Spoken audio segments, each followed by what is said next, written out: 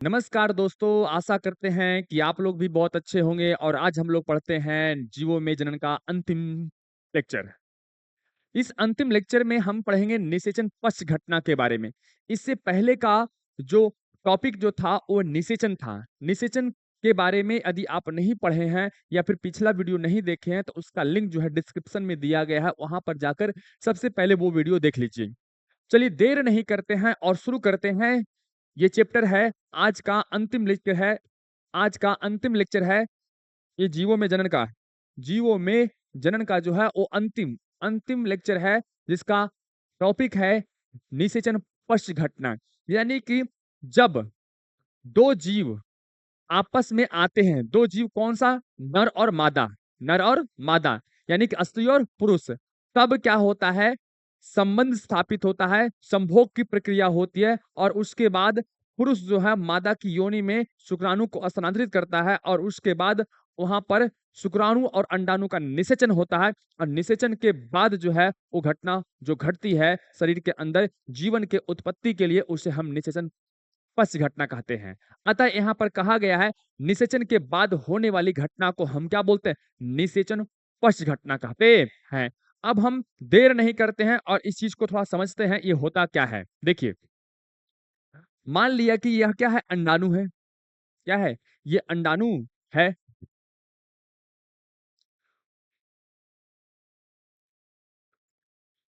ये क्या है? ये अंडाणु है। और मानते हैं ये अंडाणु है और ये क्या है? यह जो है, यह जो है वो शुक्राणु है। तो मान लिया क्या है? शुक्राणु है और ये इसका अग्रपिंडक है। इसके पहले वाला लेक्चर में हम इसके बारे में पूरा डिटेल्स पढ़ चुके हैं। अब क्या होता है? ये दोनों के बीच जो है वो मिलन होता है। ये क्या है? ये है मादा युग्मक और ये है नर युग्मक। ये दोनों मिलता है और मिलने के बाद या मिलने की प्रक्रिया को हम बोलते हैं निषेचन। क्या बोलते हैं? निषेचन। अब निषेचन के बाद क्या होगा? अब ये जब दोनों मिल जाता है तो मिलने के बाद देखिए क्या होता है? मिलने के बाद जो है ये दोनों इसका केंद्रक, ये दोनों क्या है? इसका ये और इसका ये दोनों जो है इस प्राणी का, ये दोनों प्राणी जो अलग अलग है, ये नर हो गया और ये मादा हो गया, ये दोनों का अपना अपना जेनेटिक मटेरियल है, अपने अपने शरीर की सूचना इसके अंदर लॉक है। ठीक ना? अब ये दोनों जब आपस में मिल जाता है, मिलने के बाद एक कोशिका बनती है। क्या बनती है? एक कोशिका। क्या बनती है? एक कोशिका बनती है। इस प्रकार से अब इसके अंदर क्या होता है? इसमें जो है वो 23 गुणसूत्र होते हैं। इसमें भी क्या होता है? 23 गुणसूत्र होते हैं, परंतु इसमें जो है वो 46 गुणसूत्र होता है। क्या होता है? अब इसके अंदर जो है वो दोनों प्रकार के होते हैं, जो है शरीर का जो है अंश इसके अंदर मौजूद रहता है और इसे हम बोलते हैं युग्म नज। क्या बोलते हैं? इसे हम युग्मनज कहते हैं। दोस्तों, हमें समझना यह है कि निषेचन के बाद होता क्या है, कौन सी घटना घटती है। तो अभी तक आपने देखा निषेचन, और निषेचन के बाद ये होता है, इसको हम बोलते हैं युग्मनज। निषेचन के बाद क्या होता है? युग्मनज बनता है और युग्मनज जो है वो वृद्धि करेगा। क्या करेगा? वृद्धि करेगा। अब क्या होगा इसके अंदर? यह जो कोशिका है, युग्मनज है, यह कुछ समय के उपरांत, कुछ समय के उपरांत जो है, यह एक कोशिका कितना है? यह जो है एक कोशिका है। कितना कोशिका है? एक कोशिका। और यह एक कोशिका है और कुछ समय बाद जो है यह एक कोशिका जो है वो दो कोशिकाओं में जो है वो बट जाता है। इसके अंदर कितने कोशिकाएं? दो कोशिकाएं हो जाते हैं। कितने कोशिकाएं? दो कोशिकाएं। कुछ समय और बीतता है और दो से क्या हो जाता है? दो से जो है वो इसी प्रकार से जो है वो क्या हो जाता है? दो से जो है, मान लिए ये दो कोशिका है, दो से जो है वो चार हो जाता है। इसी प्रकार से जो है इसके अंदर अब यहाँ पर आता है बात, यहाँ होता क्या है? तो यहाँ जो है वो समसूत्री विभाजन। क्या होता है? समसूत्री विभाजन के द्वारा कोशिकाएं आपस में टूटती है और टूटकर एक कोशिका बहुत सारी कोशिकाओं का निर्माण करता है और आपस में अपने जेनेटिक मटेरियल के अनुसार, यानी कि इसके अंदर जो ये जिसका जो गुणसूत्र है, इस गुणसूत्र में जो सूचना है, उस सूचना के अनुसार ये सारा का सारा जो है कोशिका जो है आपस में जुड़ना प्रारंभ करती है। ठीक ना? तो यहाँ पर क्या हुआ कि युग्मनज का जो है वो समसूत्री विभाजन होगा और समसूत्री विभाजन के बाद क्या होता है, एक कोशिका, दो कोशिका में, दो कोशिका क्या होता है, चार और चार क्या हुआ, 16, 16 क्या होगा, 18। इसी प्रकार से ये लगातार जो है वो टूटते रहता है। इस चीज को हम एक फिगर के माध्यम से समझते हैं। देखिए यहाँ पर होता है शुक्राणु और अंडाणु, ये शुक्राणु हो गया और ये अंडाणु हो गया। ये दोनों का ये जो जेनेटिक मटेरियल आपस में जब मिल जाते हैं, जैसे यहाँ पर दिख रहा है ऐसा मिल जाता है, इसके अंदर चला जाता है, तब जो है इसे हम जीरो डेज क्या बोलते हैं, जीरो डे, यानी कि फर्टिलाइज्ड हो गया। क्या हुआ, फर्टिलाइज्ड हो गया, निषेचन की प्रक्रिया हो गई। अब जब निषेचन की प्रक्रिया हो जाती है, जब ये दोनों आपस में जुड़ जाता है, अंदर जाने के बाद क्या होता है, ये जुड़ जाता है, तब बन जाता है जाइगोट, यानी कि युग्मनज। क्या बनता है, अब युग्मनज में जो है वो वृद्धि करेगा, यानी उसके अंदर सेल डिवीजन की प्रक्रिया होगी। तो सेल डिवीजन से पहले सेल डिवीजन की तैयारी होती है। तो यहाँ पर जो हो देखिए, यहाँ पर क्या हो रहा है, सेल डिवीजन की तैयारी, यानी कोशिका विभाजन की जो है वो तैयारी हो रही है। आप जब समसूत्री विभाजन पढ़े होंगे 11th क्लास में, तब इसके बारे में बताया गया होगा। अब क्या होता है, जब यह एक कोशिका जो है, अब देखिए क्या हुआ, यहाँ पर दो कोशिकाओं में बढ़ गया, एक कोशिका इधर और एक कोशिका इधर। ये क्या है, पहला दिन कितना सेल, दो सेल, कितना सेल, दो सेल। अब दूसरा दिन क्या होता है, यही दो कोशिका जो है वो चार कोशिकाओं में जो है वो बढ़ जाता है। और तीसरा दिन जो होता है वो क्या होता है, ये जो है चार कोशिका जो है वो आठ कोशिकाओं में बदल जाता है।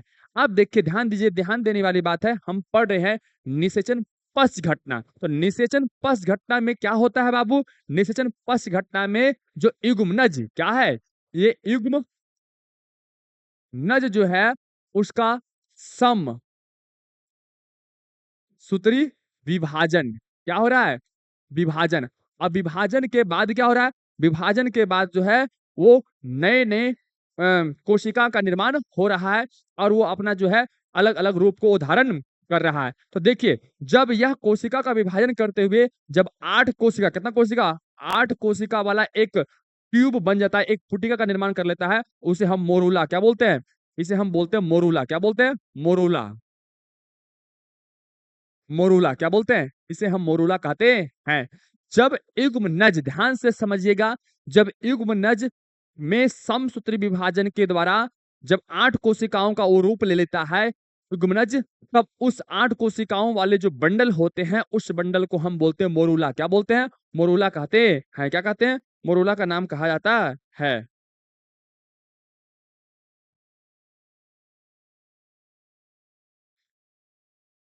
अब यहाँ पर है कुछ समय, यानी ये तीसरा दिन, क्या दिन, ये तीसरा दिन। अब क्या, चौथा दिन जो है, ये आठ जो है वो क्या होता है, 16 में, क्या होता है, 16 में। तो इस समय भी इसको लेट मोरूला क्या बोलते हैं, इसको लेट मोरूला कहा जाता है। अब उसी प्रकार से जो है वो समय बीतता है, समय बीतता है, और जो है वो क्या होता है, देखिए 7 से 8 दिन क्या हो जाता है, जब 7 से 8 दिन हो जाता है, ये 4 दिन से क्या होता है, 6 से 7 दिन हो जाता है, तब जो है इसे हम ब्लास्टोसिस्ट क्या बोलते हैं, ब्लास्टोसिस्ट क्या बोलते हैं, ब्लास्टोसिस्ट, ब्लास्टो। इसका जो है वो क्या होता है, ये गर्भाशय की दीवार है, क्या है, गर्भाशय की अंत दीवार है, और इस दीवार से इसका जो है वो रोपण होता है। क्या होता है, रोपण। क्या होता है, रोपण। क्या होता है, रोपण। यानी कि ये चिपकता है, क्या होता है, चिपकता है। और यहाँ चिपकने का अभिप्राय क्या है, यहाँ पर कि यह जो है वो उससे भोजन को ग्रहण करेगा और अपनी जीवन की अगली यात्रा को वो जीवन की अपनी अगली यात्रा पर जो वो चलेगा। तो इसी को हम बोलते हैं निषेचन पश्च घटना। अब इसका नोट्स जो बनाना है उस चीज को हम थोड़ा सा देख लेते हैं। देखिए क्या होता है, ये तो निषेचन पश्च घटना होता है। निषेचन पश्च घटना में क्या होता है, पहला है युग्मनज क्या होता है, और दूसरा है भ्रूणोद्भव। क्या है, भ्रूणोद्भव। अब जो अभी हमने देखा वो भ्रूणोद्भव ही था, अभी जो हमने देखा वो भ्रूणोद्भव ही था। कहता है युग्मनज क्या होता है, जब नर युग्मक और मादा युग्मक आपस में मिलते हैं तो उसे हम क्या बोलते हैं, युग्मनज का निर्माण होता है। यानी युग्मनज में क्या होता है, निषेचन पश्च घटना क्या होता है, दो भाग में डिवाइड है, एक युग्मनज का बनना और दूसरा है भ्रूण उद्भव। तो युग्मनज में क्या होता है, नर युग्मक क्या होता है, नर युग्मक और मादा युग्मक आपस में मिलते हैं और युग्मनज का निर्माण करता है।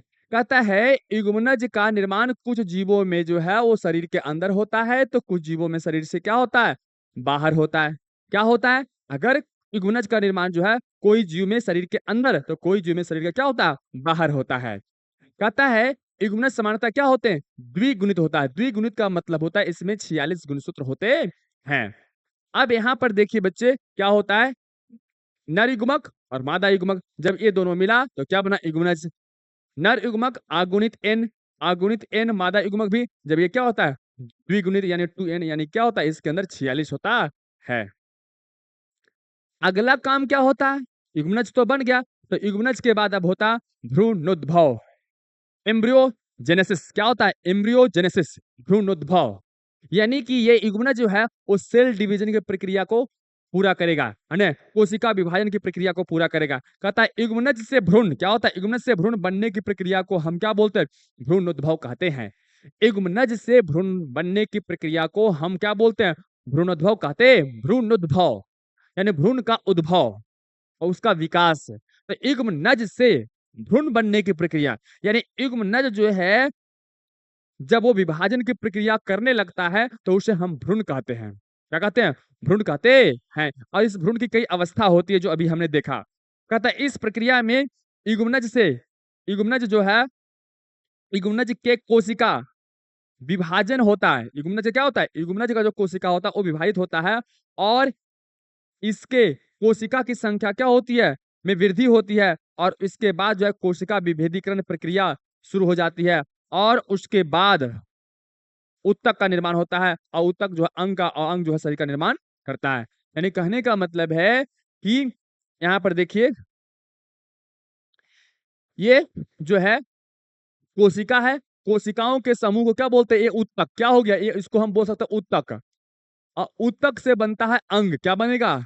ये जब माँ के गर्भाशय से आरोपित हो जाएगा, ये जुड़ जाएगा, है ना? ये अगला स्टेज इसका जुड़ जाएगा इसमें, ना? तो अंग, और अंग से जो है वो क्या बनेगा? अंग से जो है वो शरीर का निर्माण होता है। क्या होता है? अंग से जो है शरीर का निर्माण होता है। अब अगला हम देखते हैं कि ये भ्रूण के आधार पे या भ्रूणोद्भव के आधार पे जो है जंतुओं को दो भाग में बांटा गया है।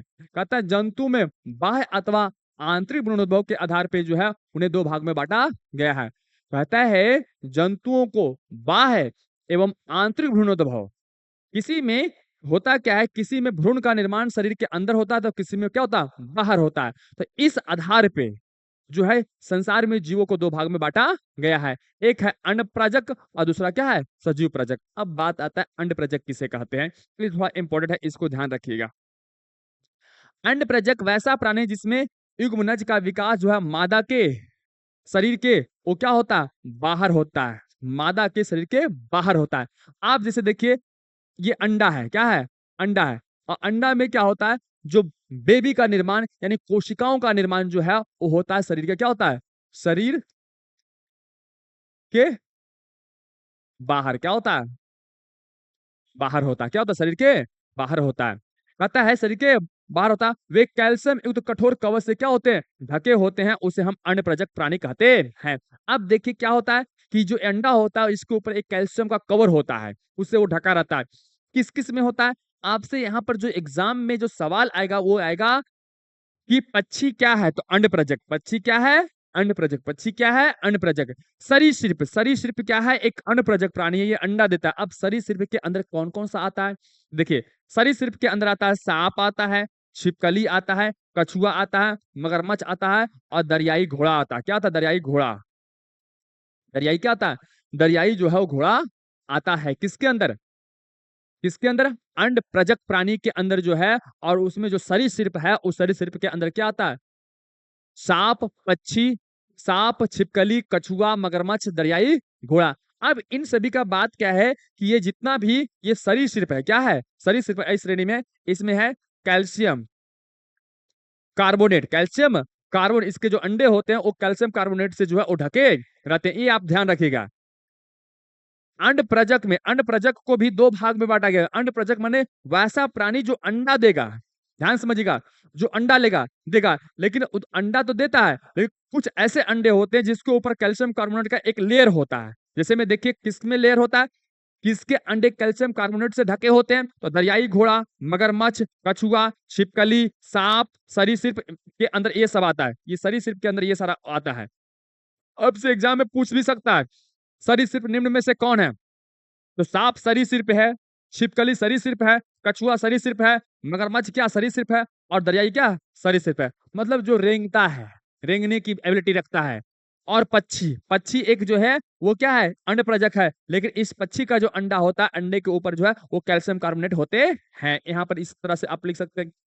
परंतु अब यहाँ देखिए, मछली और उभयचर प्राणी, मछली और उभयचर प्राणी में आता है मेढक और सैलामेंडर और न्यूट। क्या आता है? न्यूट।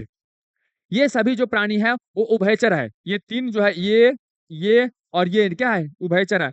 और इसके जो अंडे होते हैं, इसके अंडे पर कैल्शियम कार्बोनेट CaCO3 जो है वो नहीं होता है। एक ट्यूब के रूप में रहता है। क्या होता है? ट्यूब के रूप में एक पतली सी झिल्ली के अंदर वो ढका हुआ रहता है, उसके ऊपर कैल्शियम कार्बोनेट नहीं होते हैं। अब जरा देखिए नोट में क्या है, जब अंडे अस्फुटन होता है तो नए शिशु को जन्म देता है। अब ये क्या होता है, अण्डप्रजक प्राणी में पहले अंडा आया, अंडा शरीर से बाहर आने के बाद इसमें भ्रूण उद्भव की प्रक्रिया शुरू होती है, और ये अंडा जो है वो बच्चा में क्या होता है, बदल जाता है। तो कहता है कि जब ये अंडा फूटता है तो नए शिशु को क्या होता है, जन्म होता है। तो इस प्रकार से हमने देखा अण्डप्रजक प्राणी किसे कहते हैं। अब देखिए क्या है, अण्ड प्रजक के बाद क्या है, सजीव प्रजक। कहता वैसा प्राणी जिसमें युग्मक का विकास जो है मादा के शरीर के क्या होता है, मादा के जो शरीर होता है उसके भीतर होता है। क्या होता है?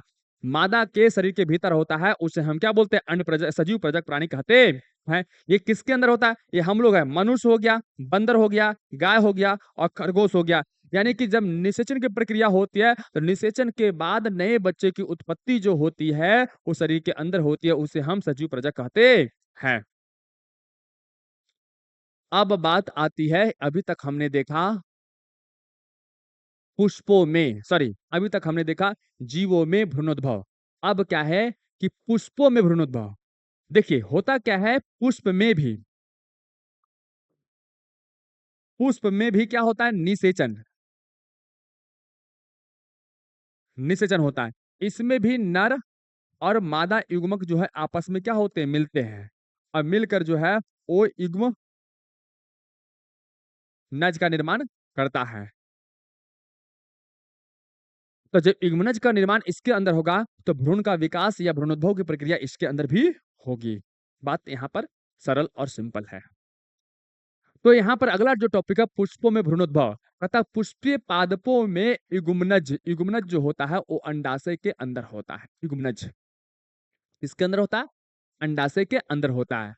अतः निषेचन के बाद पुष्प के ये अंडाशय क्या होता है, तो देखिए पुष्पों में क्या होता है, इस प्रकार से एक संरचना पाई जाती है। ये तो इसे, इसी को हम बोलते हैं अंडाशय। क्या बोलते हैं? ये वाला जो गोल जैसा भाग है उसको क्या बोलते हैं, अंडाशय कहते हैं। और इसी के अंदर जो है युग्मनज होता है।